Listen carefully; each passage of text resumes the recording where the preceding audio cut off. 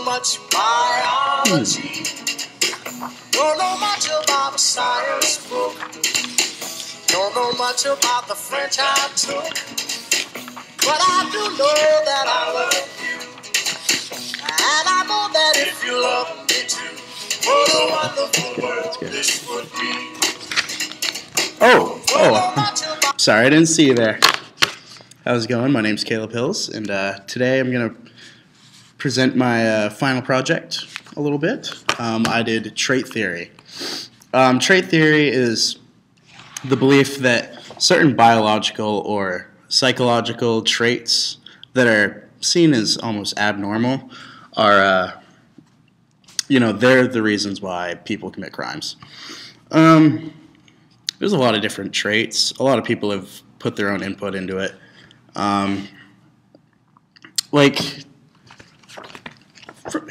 Right from the start, in ancient Greece and Rome, actually, they had this thing called physiognomy. Physiognomy. I think I got it. This was the belief that people show their natural disposition through certain physical features, whether they have, like, how far away their eyes are from each other, size of their ears, the nose, mouth. They go by this quote, almost a motto, if you will, that it's a little funny, but basically, do not trust beardless men, and don't trust bearded women as well. Now, I think it's safe to say you can trust me because I've got a beard. Plain and simple there. In Europe, they use physiognomy, and they split it into 4 different categories. The categories are choleric, melancholic, phlegmatic, and sanguine. I believe I pronounced that wrong, but we're going to go with it anyway. Choleric people, they're hot-headed. They get angry easily. They're easily irritated as well. These are the kind of people that would, in my opinion, they would commit violent crimes like, knife fights, carjackings, jumping people in groups. And then melancholic people, they're sensitive and they tend to feel sad most of the time. And these people wouldn't want to commit crimes usually, but if need be, they will commit crimes of revenge. Let's see, we've got phlegmatic people. They're not really excited that easily. They lack emotion. They don't show it that well. They might not even have emotion. These people they seem like they would do deviant crimes or just deviant things in general, like driving their car a little too fast or consuming drugs of sorts. They're trying to get the thrill, in my opinion. I believe that they're just trying to feel something.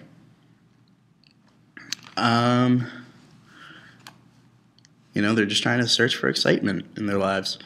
Sanguine people, or sanguine, I'm going to have to check that. They're pretty confident and optimistic. They'd be the least likely to commit crimes. This is just this basically was the beginning of it all. J.K. Lavater, he was one of the first people that published his work and applied it to criminology. He was the creator of biological positivism. He would study faces and the shapes of ears, noses, eyes, distance between them, pretty much like they would in ancient Greece and Rome. He just refined it. And he believed that the distance between certain parts of the body, like distance between eyes, like distance between ears, how big your nose is, how long your mouth is, those would, depending on how far away they are, would show, like they had a connection with antisocial behavior. There's also phrenology, which is pretty much someone who studies the shape of craniums and figures out mental abilities and characteristics of the cranium's owner, for lack of better words, plural. Let's see. Franz Joseph Gall and Johann K. Spurzheim studied the shape of skulls and tried to determine if they had physical attributes that are linked to criminal behavior. You know, that was pretty much the beginning. It wasn't too refined. They tried their best. But Cesar Lombroso, this guy, he knew his stuff. Kind of. He was pretty much the top dog. He's considered the father of modern criminology to many people. He was born in Verona, Italy, in 1835.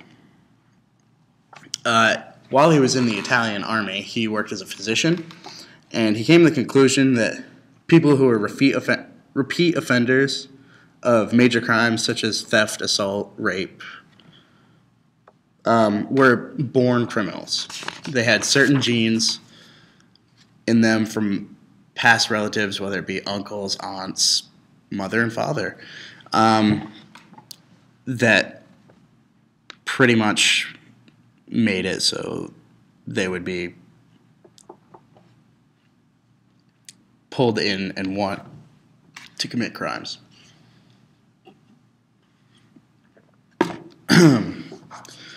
These were called atavistic anomalies, and he basically said that there's certain physical traits that they're passed down through times, and they're born in them, and that's why they commit crimes. Pretty much if they look like a caveman, if they look savage, like, you know, rigid teeth so they can chew through things like flesh. But if they're born with these, then they're going to be criminals. It's almost like a rule of thumb with this system. Like, if males have 5 or more of these traits, they're marked as born criminals. Women have it worse because if they have, like, up to 3, then they're considered criminals. Born criminals, I should say. He also thought that tattoos, whether they be pretty much if they seemed like deviant, like, you know, Hail Satan, that's a little extreme, but nonetheless, that was pretty much what he meant. Like, it seemed like he thought of tattoos as pretty much big signs announcing that they were criminals. And it showed, like, immorality and being insensitive to physical pain.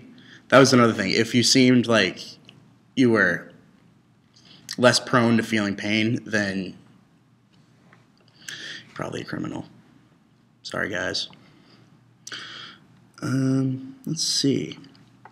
Lombroso had a great theory about women. Pretty much what his theory said is we're all pigs, even from back in his day. 1897 was when he published this idea. You know, he said that he wrote this with William Ferrero, and he said that there's far less female criminals because basically natural selection, if a woman is ugly or, as he put it nicely, has physical traits that show that they're physical traits that are kind of ugly and show, hey, they're going to be criminals. Men aren't going to want to sleep with them, to put it brutally honest. And so they're less likely to spread their genes, which means that the next generation, their genes or physical traits that would seem devious or abnormal, they're not going to be spread down to next generations. So the traits that are in women are going to die out much easier than men's.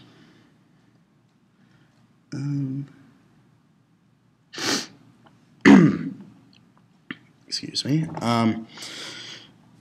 The thing with this is it sounds great and all, But people decided to go all Mythbusters on it and bust it. It's not true. You know, it's not. No, it's not true. It's not true. But Lombroso, he pretty much he was on a roll because later on he wrote this book called The Criminal Man, and one of the things which I found to be most interesting in the honestly little bit that I did read out of that, he created a chart called a frontispiece, and it shows groups basically organized by how they look, physical traits, by what crime they'll commit. So let's say blah, blah, blah group or group A has this kind of physical traits. They're going to be shoplifters. Group B, swindlers, they're going to take your money. Bad news. And it goes so deep as to like category H is purse snatchers, you know, walking up on grandma and just stealing her purse. And then, you know, we've also got E, which is a big one, murderers. Murders are pretty easy to spot. And he said that if you study this enough, to the trained eye, you can tell a real man and his character just by slight glance. And as if Lombroso hadn't thought of everything already, he also had this vision called biological determinism. And this was pretty much where he believed family plays a huge role, whether you're going to be a criminal or not. These traits, he said, like, they're acquired one of two different ways. It's either indirect heredity or direct. Direct heredity is when the criminal at question is the son or daughter of parents who are also criminals. So pretty much, if you're the child of criminals, you're going to be one as well. Indirect, on the other hand, is inheriting criminal traits through uncles, aunts, grandmother, your aunt's second cousin, twice removed, either way. As long as they're blood related in some way, that's indirect heredity. And some of the traits through indirect is insanity, alcoholism, syphilis. Those can make you criminal, according to Lombroso, of course.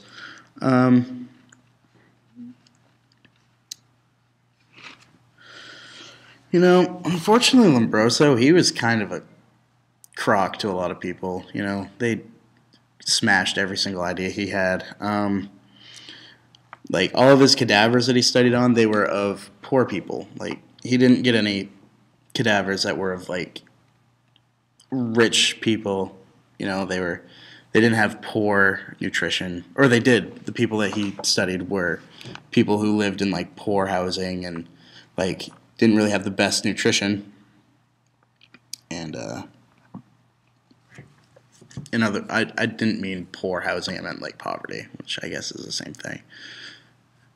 In its own ways. Let's see what else. There's a lot of people that added to Lombroso. Let's see. Raphael, Garofalo, and Enrico Ferri had input that people who are like less sensitive to pain, like almost the same as the tattoos earlier, people who can handle pain better, they're going to have more criminal traits, or they're more likely to display them. And the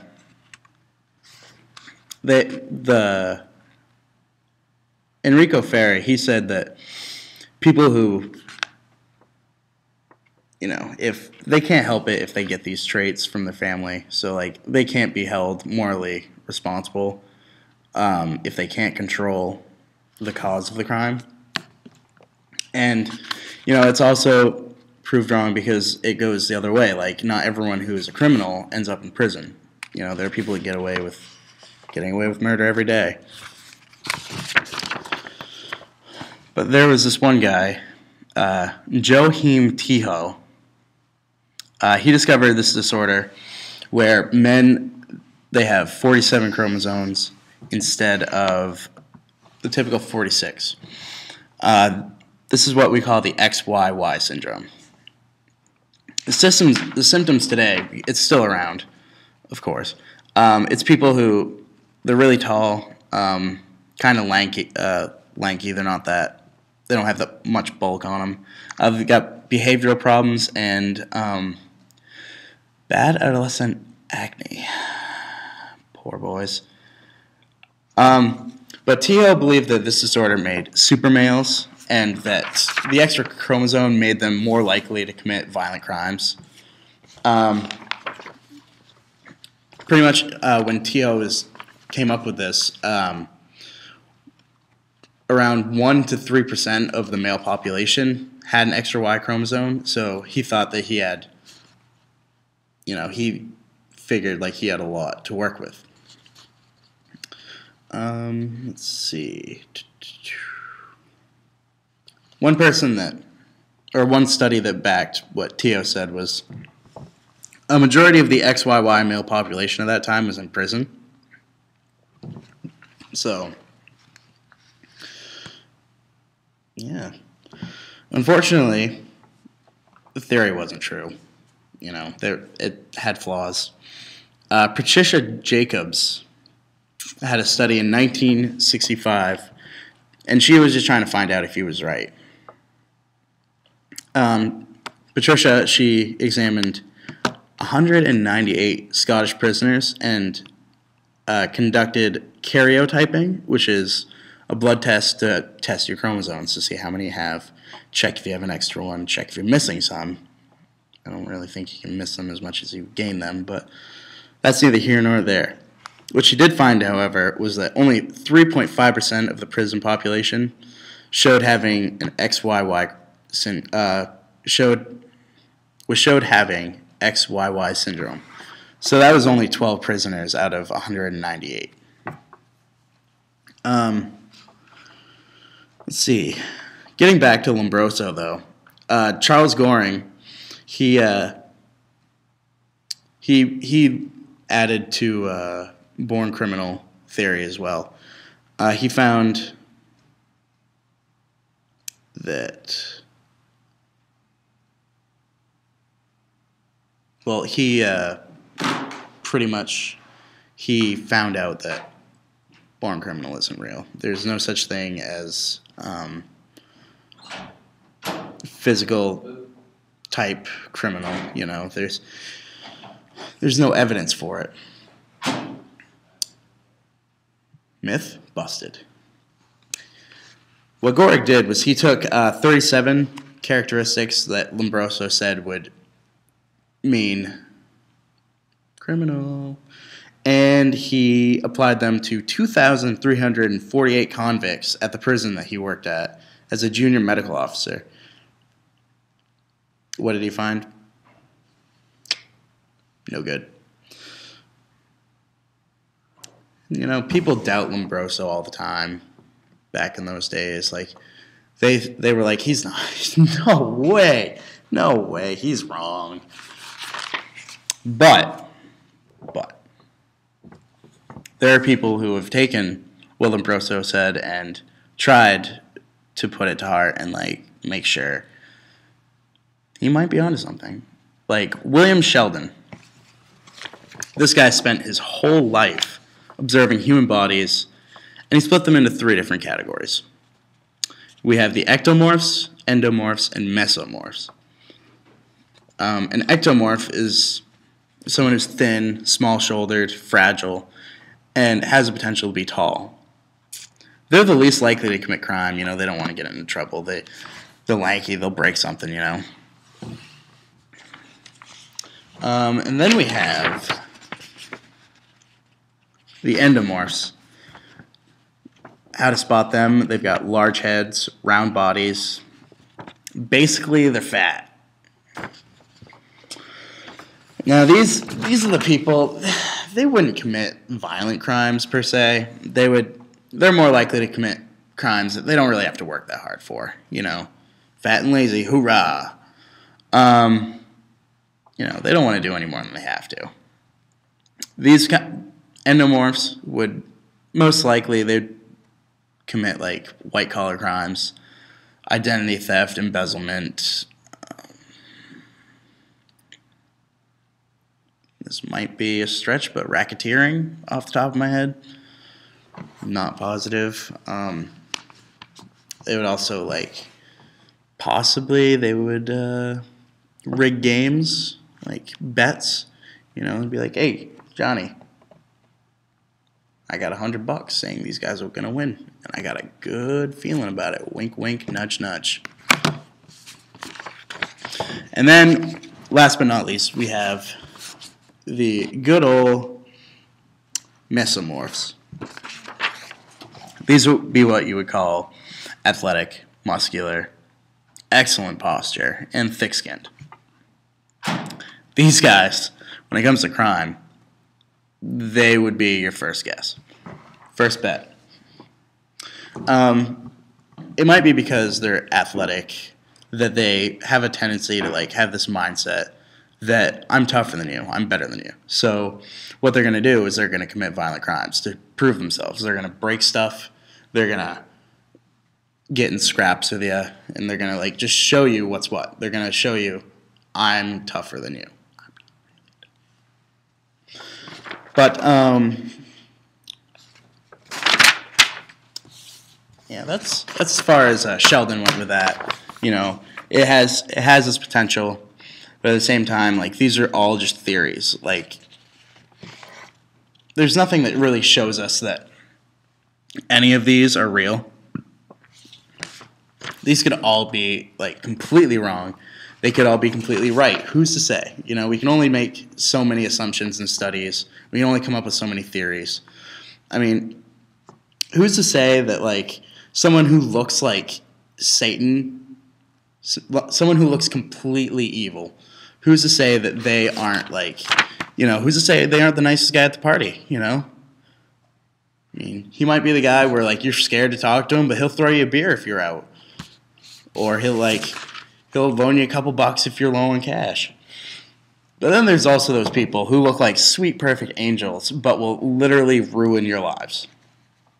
You know, they just have that deception, and they're deviant. Like, I'm just saying, all these